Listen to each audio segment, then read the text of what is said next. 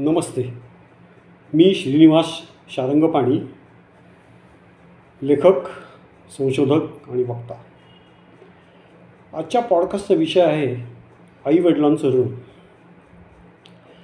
आपल्या जीवनाच्या सुरुवातीला आपले गुरु असतात ते आपले आईवडील.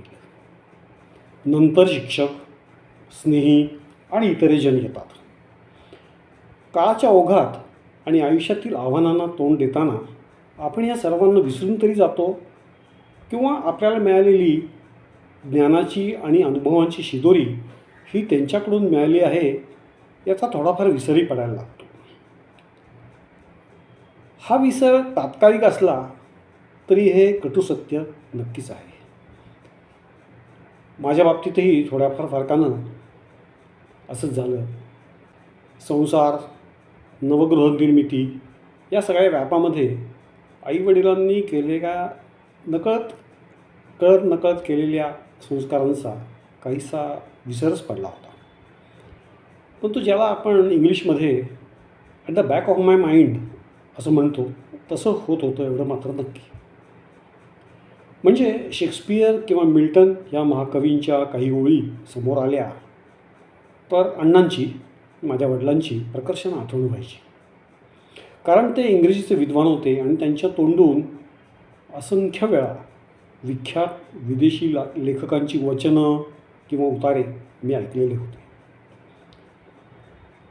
महाभारतातील स्त्रिया किंवा अपराधशास्त्रातील काही उल्लेख समोर आले की आईची आठवण व्हायचीच व्हायची.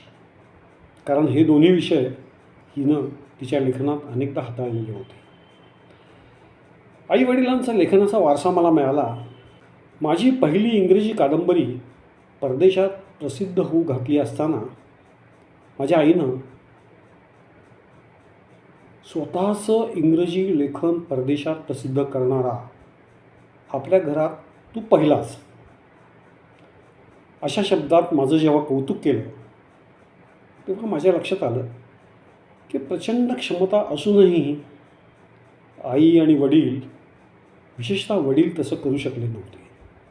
वडिलांचं इंग्रजी लेखन अनेक इंग्रजी वृत्तपत्रांच्या मधून प्रसिद्ध झालं होतं, ही गोष्ट खरी.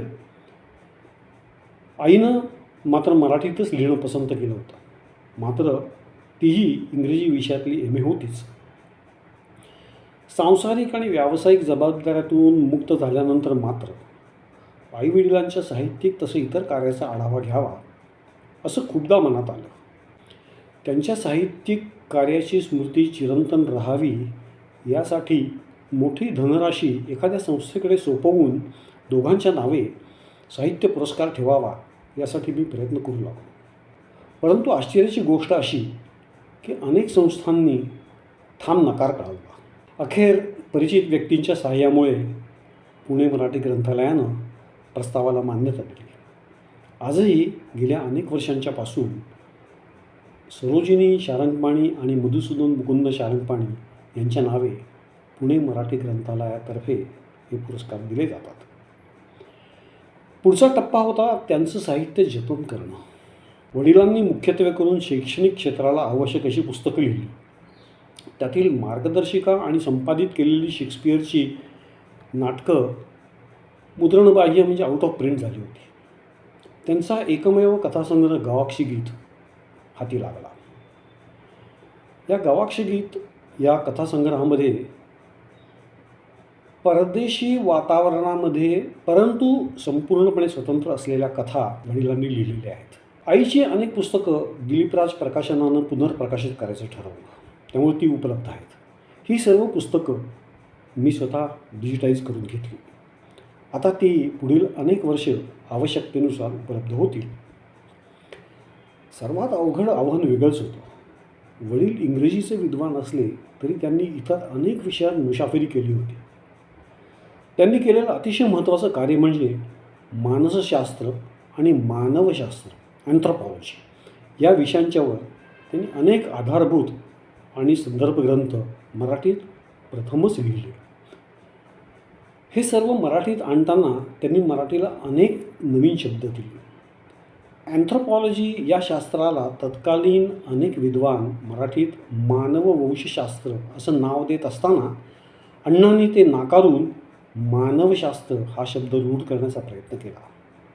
त्याचं कारण असं होतं की मानववंशशास्त्र हे नाव, ज्याला इंग्रजीत एथनॉलॉजी म्हणतात, त्याला जास्त उपयुक्त आहे. याखेरीज अँथ्रोपॉलॉजी हा शब्द अँथ्रोपॉस म्हणजे मानव या मूळ ग्रीक शब्दावरून आलेलं आहे.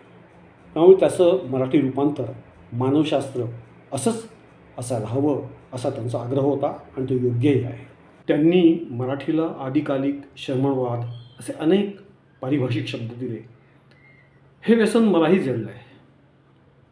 मी मधून मराठीमध्ये काही नवीन शास्त्रीय पारिभाषिक शब्द आणत असतो. पण अण्णांचीही मराठी आधारभूत पुस्तकं मिळणं हल्ली खूपच अवघड झालं आहे. त्यांनी सामाजिक मानसशास्त्र, शैक्षणिक मानसशास्त्र आणि सामान्य मानसशास्त्र तसंच सामाजिक मानवशास्त्र हे ग्रंथ प्रथम मराठीत आणले. त्यातील काहींना तत्कालीन विद्यापीठांनी अधिकृत पाठ्यपुस्तकं अशी मान्यताही दिली. मात्र यापैकी सध्या पुणे मराठी ग्रंथालयाच्या साहाय्यानं केवळ सामान्य मानसशास्त्र हेच पुस्तक मला मिळू शकलं. ते आता मी डिजिटाईजही केलेलं आहे. इतर पुस्तकांच्या शोधामध्ये मी आहे. कोणाकडे जर त्यांची पुस्तकं असतील तर त्यांनी माझ्याशी कृपया संपर्क साधावा. 60 ते 70च्या दशकाच्या उत्तरार्धामध्ये माझ्या आईवडिलांच्यामध्ये काहीसा दुरावा आला. माझे वडील अंध होते. त्यामुळे त्यांचं वाचनाचं आणि लिहिण्याचं काम आईलाच करावं लागे. तेही संसार सांभाळून. साहजिकच जेव्हा ती तिच्या क्षमतेच्या दृष्टीने विचार करू लागली तेव्हा आपल्याला हवं ते सर्जनशील काम या सगळ्या व्यापामध्ये राहून गेलं असं तिला वाटलं असावं. तिची घुसमट होत होती ही गोष्ट खरी आहे. यापूर्वी तिनं अनेक कथा आणि लेख लिहिले होते आणि ते विविध नियतकालिकांच्यामध्ये प्रसिद्धही झाले होते. तथापि तिला याहूनही मोठं काही काम करायचं होतं आणि ती वडिलांचे डोळे गेल्यामुळे आपली कुसंबना होत आहे अशी तिला जाणीव व्हायला लागली. तिनं अण्णांना लेखन वाचनात सहकार्य करायचं बंद केलं. आता अण्णा असहाय्य झाले. त्यावेळी मी बडोद्यात अभियांत्रिकीचं शिक्षण घेत होतो. मात्र मी सुट्टीसाठी जेव्हा घरी यायचो तेव्हा अण्णांच्या लेखन वाचनाच्या कामामध्ये त्यांना मदत करू लागलो. मी जरी विज्ञान अभियांत्रिकीचा विद्यार्थी होतो तरी माझ्या इंग्रजी मराठी भाषाही उत्तम होत्या. वडिलांचा माझ्या क्षमतेवरती खूप विश्वास असावा. आधी ते सांगत आणि मी ते लिहून काढत असे आणि त्याच्यानंतर ते बरोबर आहे किंवा कसं यासाठी त्यांना मी ते वाचून दाखवत असे. त्यांच्या शिक्कामोर्तबानंतर ते फायनल होत असे. काही काळानंतर ते मला स्वतंत्रपणे काही भाग लिहायला सांगू लागले.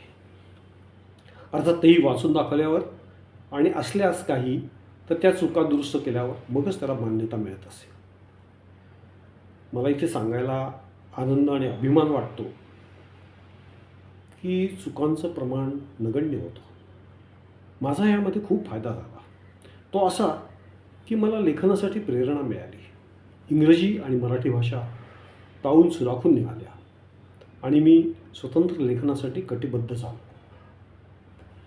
मी बडोद्यातील महाविद्यालयात असतानाच कथा आणि लेख लिहू लागलो आणि माझं साहित्य चक्क वाङ्मय शोभा, मोहिनी, नवल अशा दर्जेदार मासिकांच्यामध्ये प्रसिद्ध होऊ लागलं.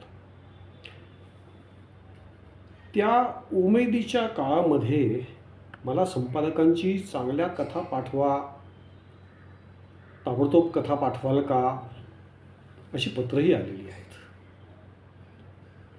याच वेळेला आईनंही कादंबऱ्या लिहिण्याचा धडाकाच लावला. महाभारतातील स्त्रियांच्या दृष्टिकोनातून तिनं त्या महाकाव्याकडे पाहिलं आणि त्याला अनुसरून कादंबऱ्या लिहिल्या. तिचं स्त्रीवादी लेखनही खूप गाजलं. रखमाबाई राऊत यांच्यावरची मला हे लग्न मान्य नाही ही कादंबरी विलक्षण गाजली. नंतर आपल्या वाट्याला आलेल्या दुःखाचा इतिहास तिनं दुर्दैवाशी 2 हात या आत्मचरित्रामध्ये मांडला. या पुस्तकाला शासनाचा पुरस्कारही मिळाला. त्यात अण्णांच्या स्वभावविशेषांच्या बद्दल लिहिलेल्या अनेक गोष्टींशी आम्ही भावंड सहमत नव्हतो. अण्णा कडक स्वभावाचे आणि काही प्रमाणात अतिरेकी संतापीही होते, पण ते अंध असल्यानं नाईलाजानं परावलंबी झाले होते ही गोष्ट फार महत्त्वाची होती. त्यांना त्यांची बाजू मांडण्याची संधी अखेरपर्यंत मिळालीच नाही. पुढे काही प्रमाणात त्यांची बाजू मी माझ्या शायनिंग डार्कनेस या त्यांच्या जीवनावर आधारलेल्या इंग्रजी कादंबरीत मांडली आणि मला असं वाटतं की काही प्रमाणात मी माझं कर्तव्य पार पाडलं. ज्याप्रमाणे आदरणीय रतन टाटा, महान शास्त्रज्ञ डॉक्टर गोविंद स्वरूप तसंच डॉक्टर अब्दुल कलाम यांच्याशी झालेल्या संपर्कामुळे संशोधन कार्याला आणि नवनिर्मितीला प्रेरणा मिळाली मला, त्याचप्रमाणे मी इंग्रजी आणि मराठी वाङ्मयातील जवळजवळ सर्व साहित्य प्रकारात जी काय मुसाफिरी केली आहे त्याचं संपूर्ण श्रेय मला वाटतं माझ्या आईवडिलांनाच जातं. धन्यवाद.